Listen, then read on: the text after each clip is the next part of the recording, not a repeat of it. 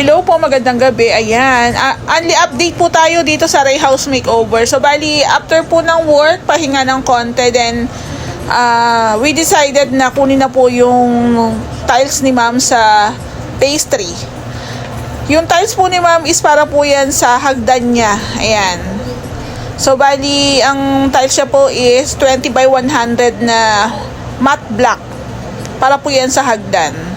Bali, 14 pieces po yan sa hagdan na 20 by 100. Pag konti lang naman po yung tiles, pwede na po nating isakay sa e-bike. Ayan. So, bali, sinabay na rin po namin yung pintura ni ma'am sa phase 6. Bali, nung nakarang araw po is nagpatimpla kami ni ma'am. Yung pintura po is gagamitin po namin sa taas para po sa room partition ni ma'am tsaka room sa baba. Ayan.